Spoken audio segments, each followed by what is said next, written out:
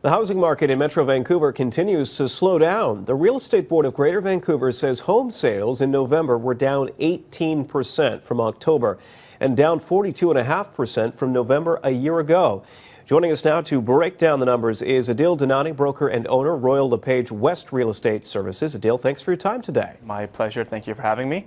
People have been talking about a correction for years, but looking at the numbers, are you surprised it's this significant? Sales down more than 40% over this time last year. Yeah, so we are seeing a meaningful shift in the market unfolding. I think it's important also, while these numbers were just released today, it's important to get some context on where we've been and where we are today. If you look at where we were in November of 2017, the condominium market, I mean, you remember the stories that were being printed. It was in runaway mode, and it was very challenging for buyers to enter the market. And now the narrative has shifted. It's in fact moved towards more of a buyer's market. In several of these segments, buyers have more of an opportunity to negotiate prices like they would have in a normalized environment. So there is some silver lining around this shift in the pace of the market. What would your advice be right now to sellers? Are they being realistic with what they're asking for these days? Yeah, it's a great question. We're having these discussions with sellers on a daily basis. What's positive in the market is when sellers price their homes aligned with today's new market, we're still seeing a fair bit of activity, and we're actually seeing homes sell once they're priced intelligently or priced reflective of the market change.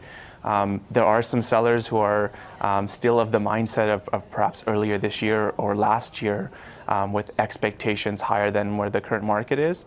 And I think what's going to be interesting to see is a lot of the listings that are on the market now, a lot of them have expiry dates towards the latter part of this year, so into December. And it'll be interesting to see if these sellers ultimately decide to pull their homes off the market or reprice their homes to actually help them achieve a sale. I think that'll be very indicative, the inventory overall, in terms of how the market performs in the first quarter of 2019. So what is driving this decline here?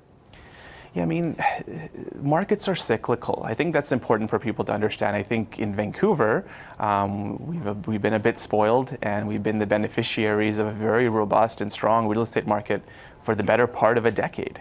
And so these adjustments in markets like real estate are normal, natural, and I would argue healthy for the long-term sustainability of the market, and to see prices come off a little bit and shift to more of a buyer's environment. I think that's definitely a positive thing. How much of a factor, if any, do you think the empty homes tax has been on this decline? So there's been a whole host of policies that have been thrown at the Vancouver real estate market. We've had the empty homes tax, like you aptly noted.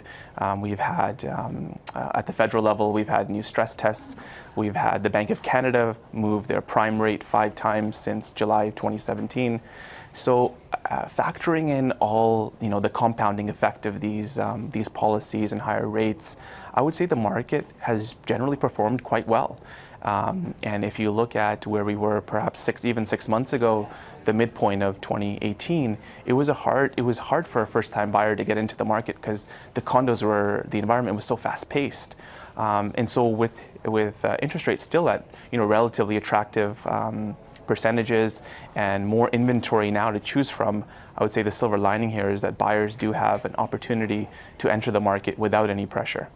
What about condos and perhaps vacation properties? Are we seeing as much of a decline for those properties?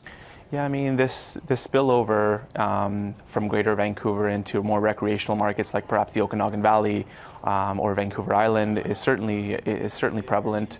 Where we've been actively working in both Kelowna and Victoria this year, and we are still seeing, on a relative basis, there's still more affordability in those segments. But naturally, with a decline in prices and activity levels here in Greater Vancouver, you are seeing that carry over into those more recreational markets. We talked about advice for sellers, so what about advice for buyers, and in particular first-time home buyers?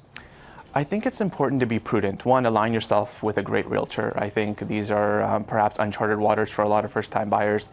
I think a lot of the millennials fall into that first-time buyer segment, and they've traditionally been accustomed to a very hot real estate market, and it's usually been, see the home, visit the home on Friday, or the open houses, and then write the offer on Monday or Tuesday.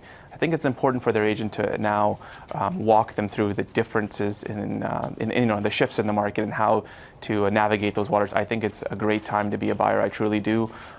Historically, whenever we've had a correction in Vancouver's market, the market has shown a fair bit of resilience, and we've seen a natural rebound. I don't know if that necessarily takes place into 2019, but I think buyers have an opportunity or a window here to take advantage of some of the deals that are out there currently. We typically see real estate activity pick up in the spring, so what are you expecting for spring 2019? Yeah, we've got a Bank of Canada meeting tomorrow that we're awaiting the results of. I mean, now with oil prices coming off, it may put less inflationary pressures on the overall target. So I think the Bank of Canada may actually tip their hand towards holding interest rates. I think that'll be positive for the market into 2019. The next test to really see if this market hits an inflection point or a turning point would be the spring. Traditionally, as you noted, it's a very active time in the market. And I think we're all watching very closely to see how the first quarter plays out. Adil, thanks for your time today. My pleasure. Thank you so much for having me.